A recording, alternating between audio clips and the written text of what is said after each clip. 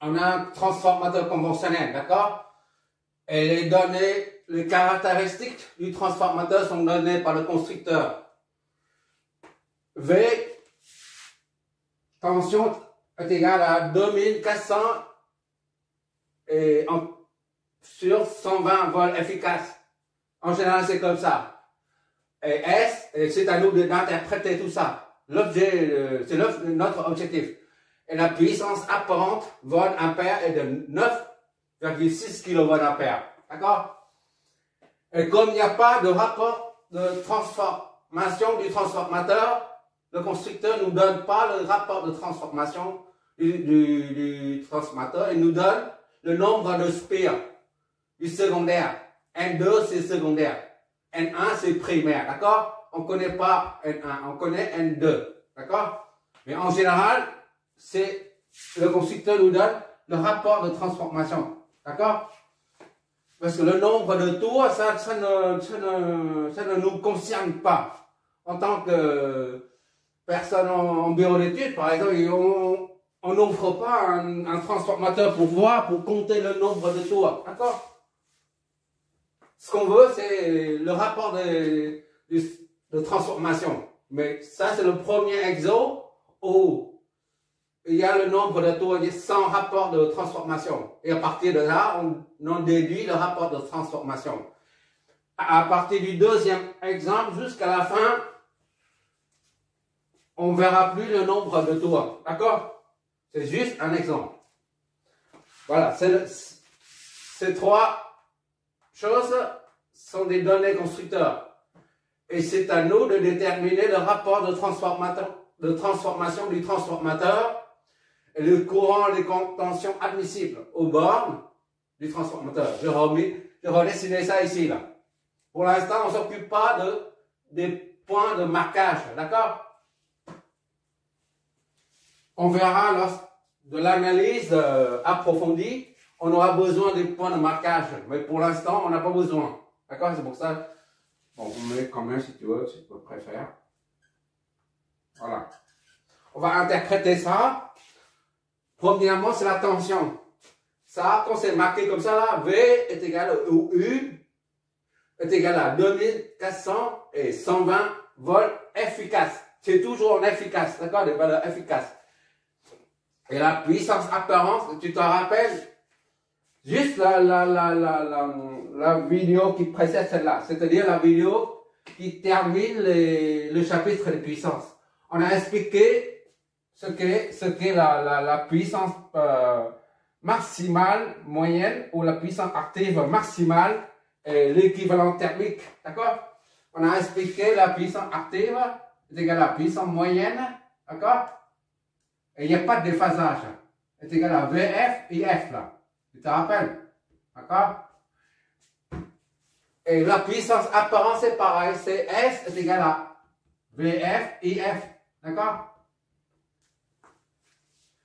Lors de la dernière vidéo, on a dit ça équivalent au dégagement de chaleur.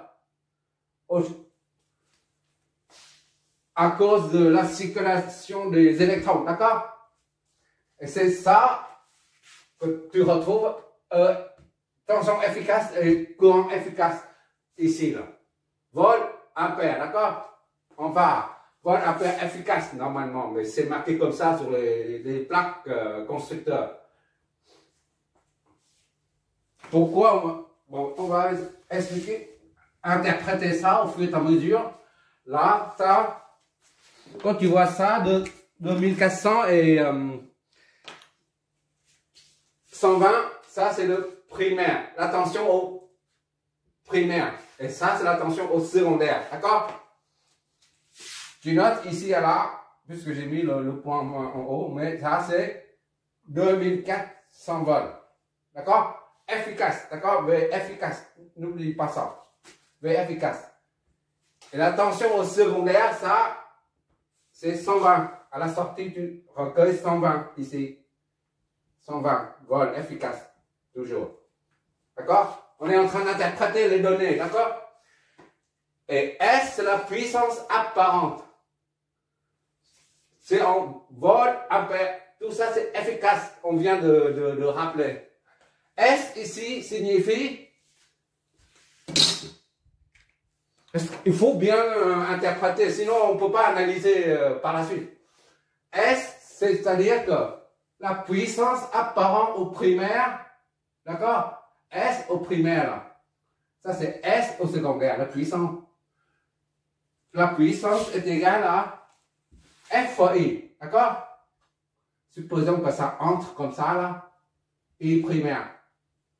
Ça c'est I secondaire. La sortie. Ça c'est V secondaire.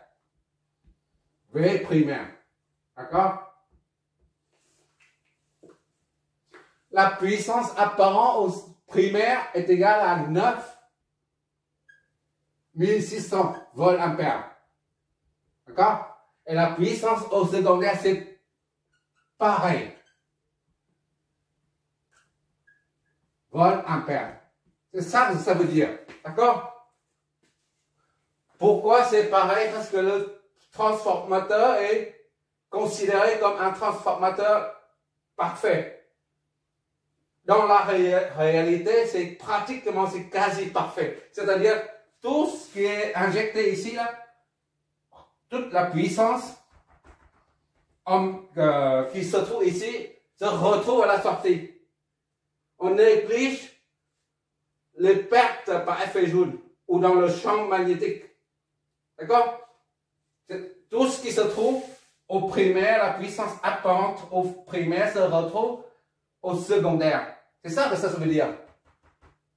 Puissance apparente 9600 20 ampères au primaire sera transféré par couplage magnétique.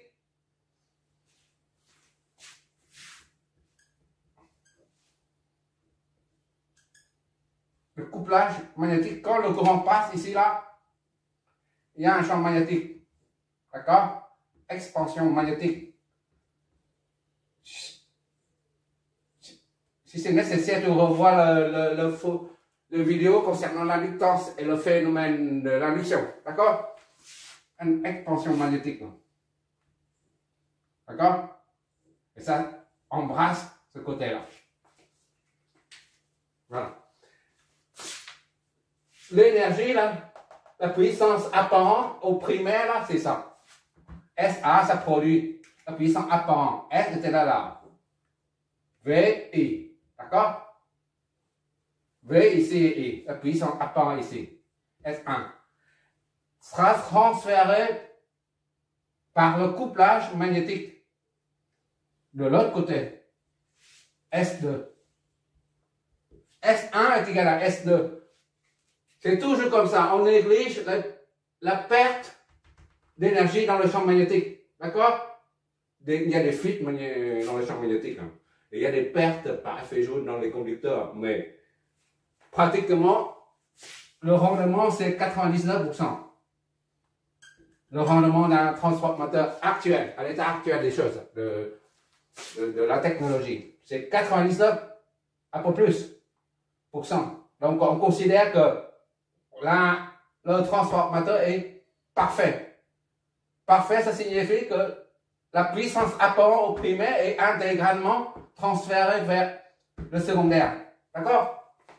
Bon. Il s'agit maintenant de déterminer le rapport de transformation et les courants admissibles.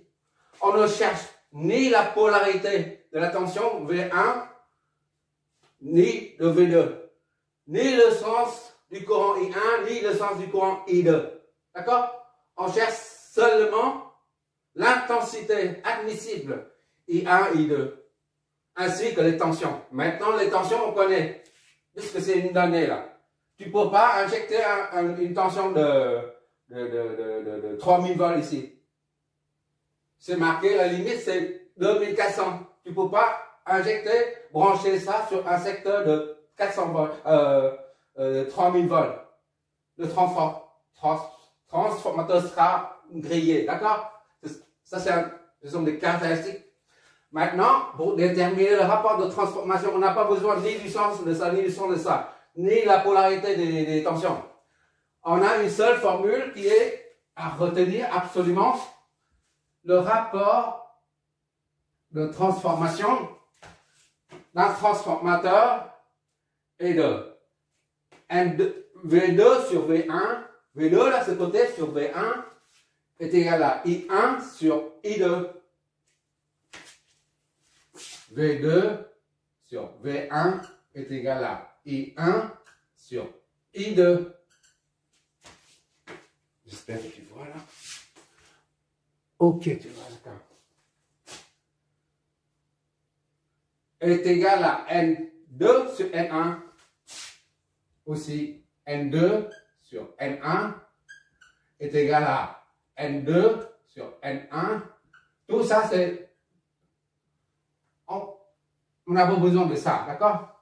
Pour nous, on n'a pas besoin de ça. D'habitude, on n'a que ça. On a besoin de ça seulement pour analyser, bien mener l'analyse d'un circuit à transformateur.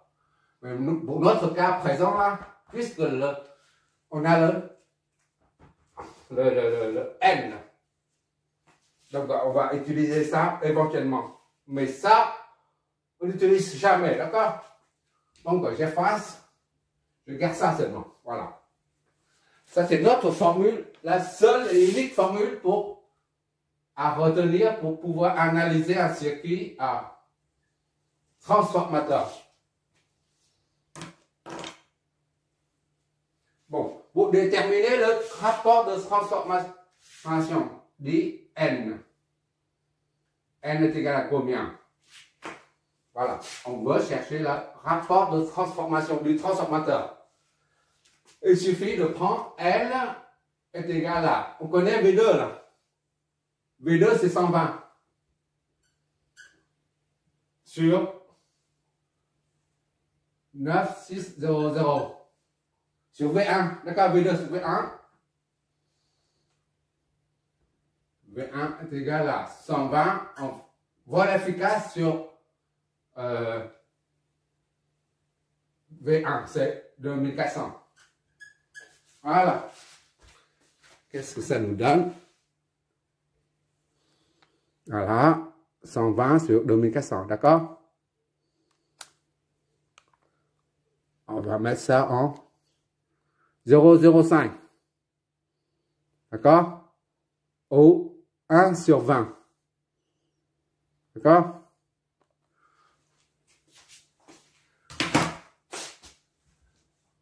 Sur 20.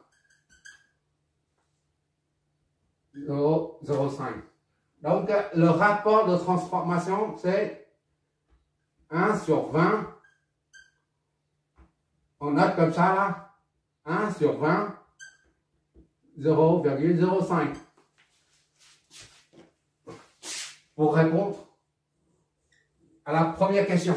D'accord? À présent, on doit chercher le courant admissible.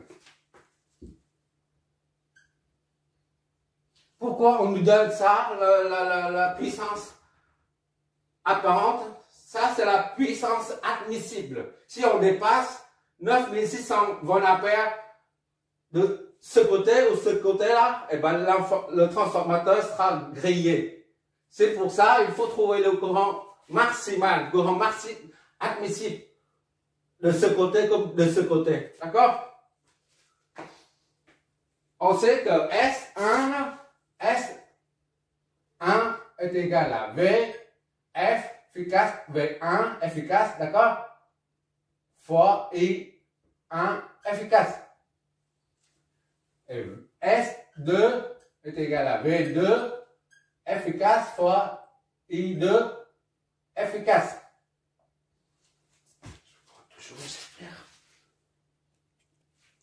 Le fait que le transformateur est vu comme idéal, est considéré comme idéal, c'est-à-dire parfait.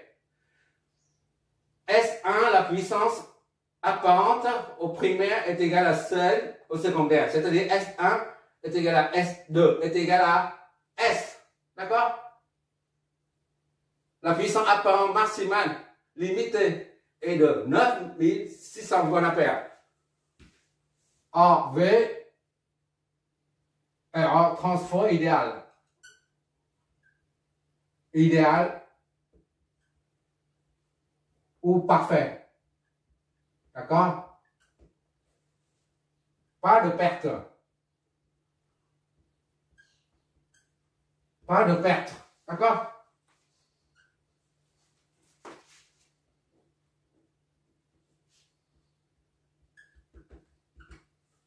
S1 est égal à S2. D'accord? Et S1, là, comme on a dit tout à l'heure, est égal aussi à S. On doit limiter la puissance de ce côté et ce côté-là à S. D'accord? Donc ici, on a S1, on met S à la place de S1. S est égal à V1 efficace fois I1 efficace. S2, c'est pareil. Puisqu'il n'y a pas de perte. C'est égal à V2 efficace fois I2 efficace. D'accord? I1 efficace est égal à S sur V1 efficace. I2 efficace est égal à S sur V2 efficace. S c'est 9600 divisé par F, VF1. V1F là c'est 2400. Et là c'est 9600 toujours divisé par 120 volts efficace. Qu'est-ce que ça nous donne? I1 efficace est égal I2 efficace est égal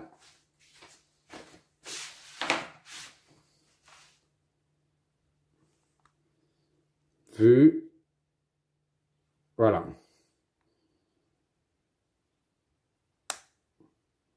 4, d'accord? Et 9600 divisé par 120, 80, d'accord? On va noter tout ça. 9600 divisé par 4 ampères. Efficace. Et ça, c'est 80 ampères efficace.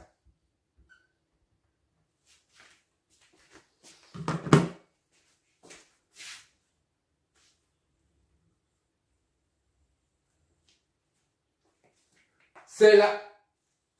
Ça, ce sont des intensités admissibles à ne pas dépasser sous belle destruction du transformateur. D'accord? Courant admissible.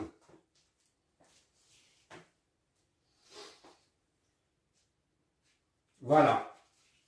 On peut éventuellement en déduire, puisque on a le nombre de tours. Une bobine, il y a plusieurs tours. D'accord? Le nombre de tours au secondaire est de 50. D'accord? On peut éventuellement déduire le nombre de tours au primaire en sachant que n est égal à 0,05. D'accord? N est égal à V2 sur V1, I1 sur I2, mais aussi est égal à N2 sur N1. N2 sur N1. Or, N est égal à 0,05. D'accord? 0,05. 0,5. Soit N1 est égal à 0,05.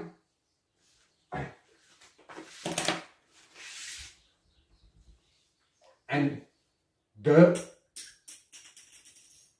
sur 0,05. Soit N2 50 divisé par 1 sur 20. D'accord? 1 sur 20, 0,05, c'est la même chose. D'accord? N2 c'est 50 divisé par ça. Ça fait 50 fois 20 sur 1. N1 est donc égal à 1000 tours. 1000 tours. Voilà. Mais ça, on n'a pas besoin pour notre étude, notre analyse des circuits à transformateurs. D'accord? On peut vérifier que V2, I2 est égal à V1, I1. V2, I2 est égal à V2 c'est 120, d'accord? Fois I2. I2 c'est 80. D'accord? V1, I1. V1 c'est 2400 fois I1. I1 c'est 4.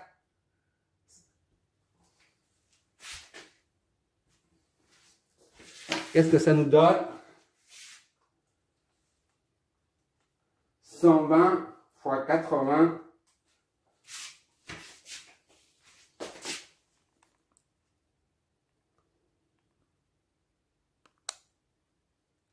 D'accord? De même, 2400 fois 4. La même puissance de part et d'autre. Au primaire et secondaire, d'accord? Donc, ça est égal à 96660. Voilà paire. Voilà paire. Efficace, d'accord?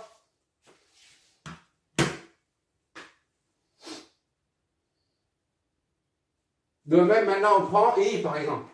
I1 divisé par I2, on doit tomber sur N. I1, c'est 4. Ça, c'est la première vérification. Deuxième vérification, I1 sur I2 doit être égal à 1 sur 20. C'est 0,05. I1, c'est 4. I1 sur I2, est-ce que est égal à 0,05? Est égal à N.